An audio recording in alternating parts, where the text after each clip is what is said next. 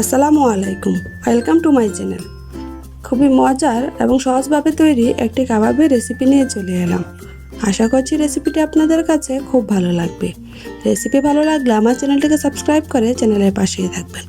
এই কাবাবটিকে আপনারা চাইলে প্রায় 1 মাসের মতো সংরক্ষণ করে পরবর্তীতে আপনারা এটাকে ব্যবহার করতে পারেন। তাহলে চলুন দেখে নেওয়া যাক।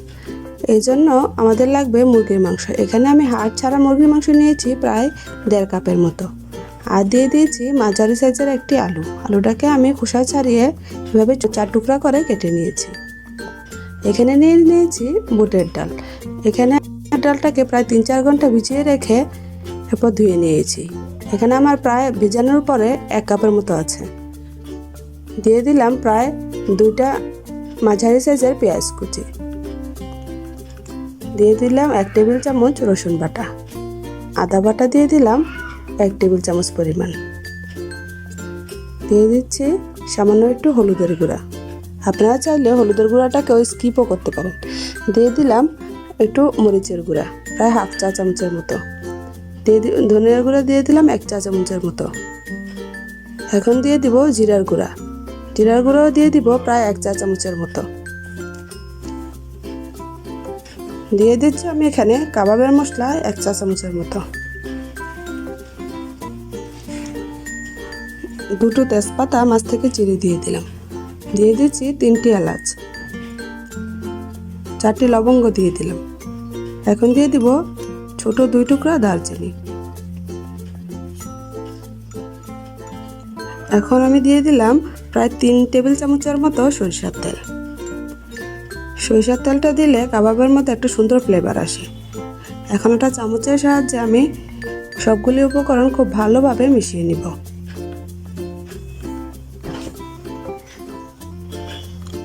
মিশিয়ে নেওয়া হয়ে গেলে দিয়ে দিব প্রায় 2 কাপ পরিমাণ পানি।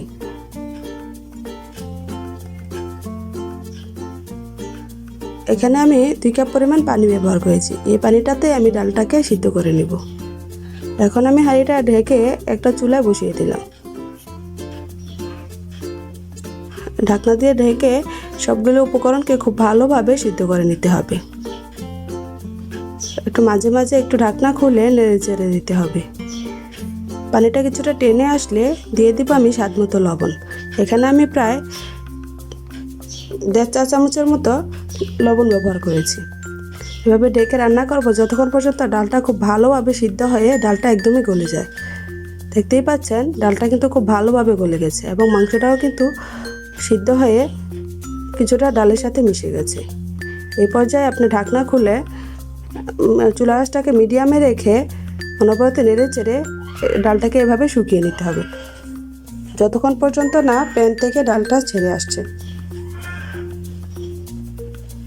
এভাবে শুকনো হয়ে গেলে আমি ডালটাকে চুলা থেকে নামিয়ে নিয়েছি এবং একটু ঠান্ডা করে নিয়েছি। এখন যে গোটা গরম মশলাগুলো দিয়েছিলাম সেগুলিকে আমি তুলে ফেলে দিব।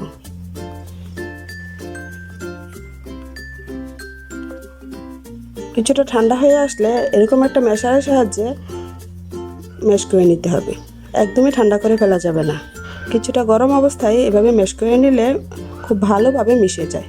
এতে করে কাবাবের মিশ্রণটাকে আর ব্লেন্ডারে ব্লেন্ড করতে হয় না এবং মুরগির মাংসের টুকরাগুলিও খুব একটু আঁশ টাইপের থাকে, খেতেও খুব ভালো লাগে। দেখতেই পাচ্ছেন আমার এগুলি কিন্তু ম্যাশ করা হয়ে গেছে। একটা বাটিতে নিয়ে নিলাম। দিয়ে দিচ্ছি প্রায় 1/2 কাপ পরিমাণ ধনিয়া পাতা কুচি। আবারও একটু কাবাবের মশলা দিয়ে দিলাম প্রায় 1 চা চামচের মতো। দিয়ে দিচ্ছি প্রায় 3 টেবিল চামচের মতো পেঁয়াজের বেরেস্তা। লেবুর রস দিয়ে দিব আমি প্রায় 1 চা চামচের মতো। দিয়ে দিচ্ছি হাফ কাপের মতো ফ্রেশ ব্রেড ক্রাম্ব।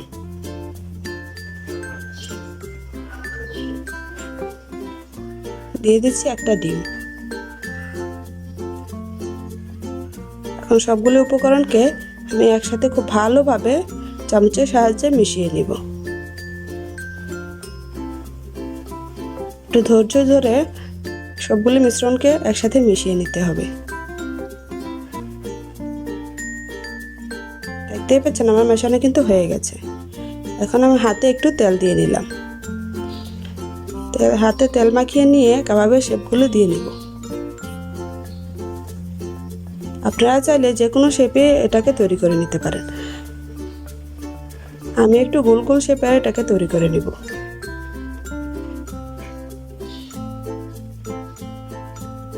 দেখতেই পাচ্ছেন একটা কাবাব কিন্তু আমার তৈরি হয়ে গেল।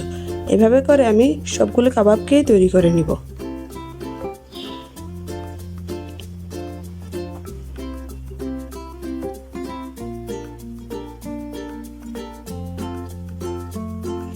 খেয়াল রাখতে হবে কাবাবটাতে যেন কোনো ফাটল না থাকে। একটু মসৃণ করে কাবাবটাকে তৈরি করে নিতে হবে। আমার সবগুলো কাবাব কিন্তু তৈরি হয়ে গেছে। এখন একটা বাটিতে আমি নিয়ে নিয়েছি একটা ডিম।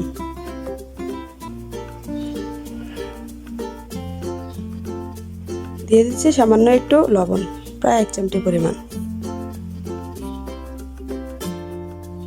আর গোলমরিচের গুঁড়াও প্রায় 1 চিমটি পরিমাণ দিয়ে দিলাম। দিয়ে ডিমটাকে খুব ভালোভাবে ফেটিয়ে নিব। এখানে নিয়ে নিয়েছি আমি কিছু ব্রেড ক্রাম্ব।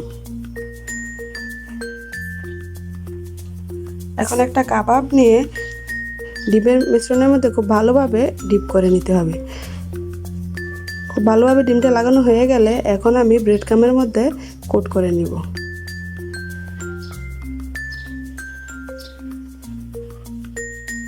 ব্রেড ক্রাম্বটাকে একটু চেপে চেপে খুব ভালোভাবে লাগিয়ে নিতে হবে।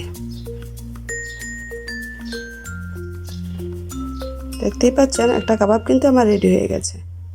এইভাবে করে আমি সবগুলি কাবাবকেই রেডি করে নিব। আমার সবগুলি কাবাব কিন্তু বানানো হয়ে গেছে। আপনারা এই পর্যায়ে চাইলে একটা জিপলক ব্যাগে বা এয়ারটাইট বক্সে করে ডিপ ফ্রিজে প্রায় 1 মাসের জন্য সংরক্ষণ করতে পারবেন। পরবর্তীতে প্রায় ভাজার আগে 1 ঘন্টা আগে নামিয়ে নিলে হবে। এখন চুলায় একটা প্যান বসিয়ে দিলাম। দিয়ে আমি কিছুটা তেল দিয়ে দিয়েছি। এখন আমি একটা একটা করে কাবাবগুলি দিয়ে দিব।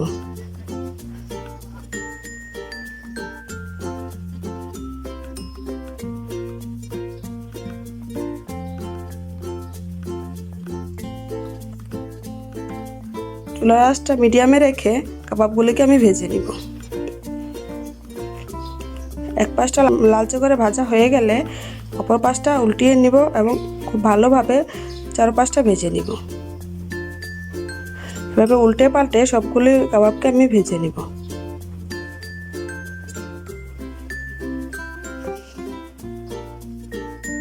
কাবাবগুলি কিন্তু প্রায় ভাজা হয়ে গেছে।